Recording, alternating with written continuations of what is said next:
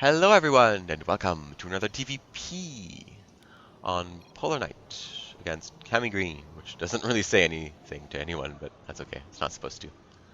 How do you guys feel about Polar Knight, actually? I've grown to like it over time. I mean, this choke point here, the entrance to your natural, is big enough so that your opponent can't just force field you out with one or two force fields, but small enough so that you can still wall off pretty easily against Zerg.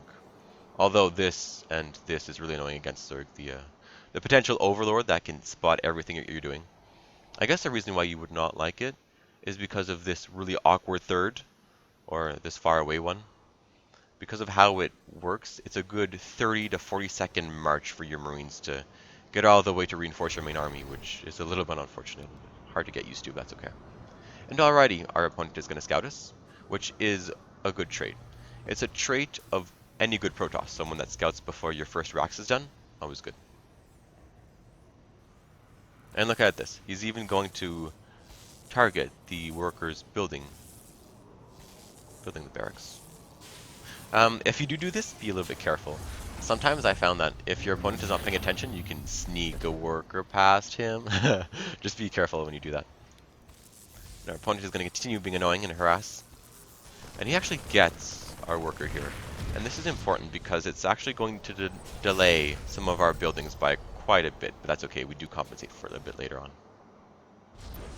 And over here we're going to scout. We scout. Okay, so we scout the gas, 150 mind, pretty normal. 7 rank score done. 25 energy on the Nexus, which we see him use, so he's using all the Chrono Boost.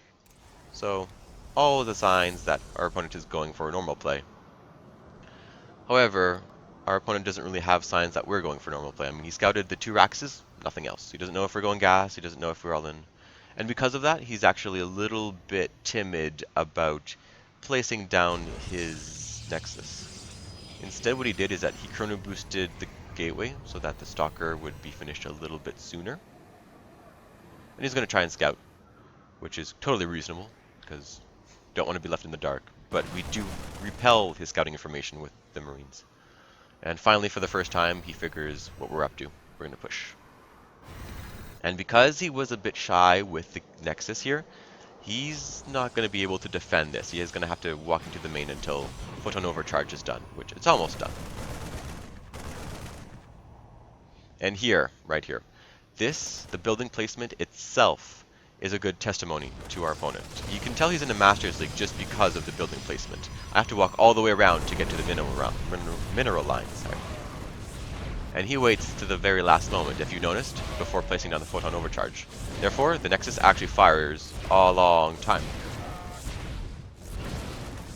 And he actually force fields us in, so we can't get away. And with the force field and the max amount of damage that Photon Overcharge did, he actually pretty much kills off our force. And what did we get for it? We got 2, maybe 3 workers. We got the Zealot, the first Zealot that we attacked. And that's pretty much it. The good thing is that we got scouting information. So we see the 2 gateways, which means he can't be going for some weird Oracle or DT shenanigan that is annoying to deal with. Since I didn't take out the Mothership Core, I'm going to delay my push a little bit till about 8 minutes. And you can do that as long as you didn't take out the Mothership Core, because you can't respawn the Mothership Core with more energy. Over here, our opponent isn't sure what he's doing, so this is a good move by him.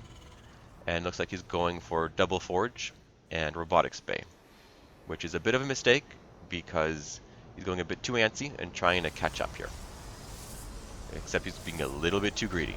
And what does he have to defend this? Not much. Photon Overcharge, still not available. Won't be available until about 9:15, 9:30. Remember, it's a good 3 minutes before the Photon the Photon Overcharge can be casted again. And this is pretty much where he loses. He went a little bit too greedy. Even if he went for Double Forge, that's another 2-3 Zealots, which he would have held on a little bit better, but he still would have taken damage here. And I'm showing you in this game not because this build is awesome, you should totally use it, but because what he did here, early Colossus play, is a pretty good counter to what we like to do. A Protoss can't really go for 2 base Colossus like what he did. What I'm talking about is the good old one base Colossus all-in.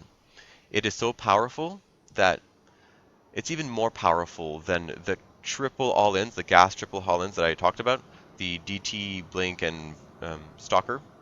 No, wait. DT, Blink, Oracle. There you go. Um, the one base Colossus is even more powerful than that, and it can be really tough to hold on to. But we don't really see it anymore, so you don't really need to worry about it. But it is good to know that it exists just because it's just the odd time that you face it. If you ever do face it, cancel this, cancel your third, get a really fast third Vespine Geyser. Maybe a fourth just to get your starport up early, but at the same time, you don't always have enough. It can be a little bit tough to hold. You might need like 2-3 bunkers until the Marauders show up, but it is possible. Just well, even if you react properly, it can still crush you. But you don't really need to worry about it that much because it is kind of rare. Just know about it and you'll be fine. And I hope you guys like this video. I'll see you guys next time. Bye bye for now.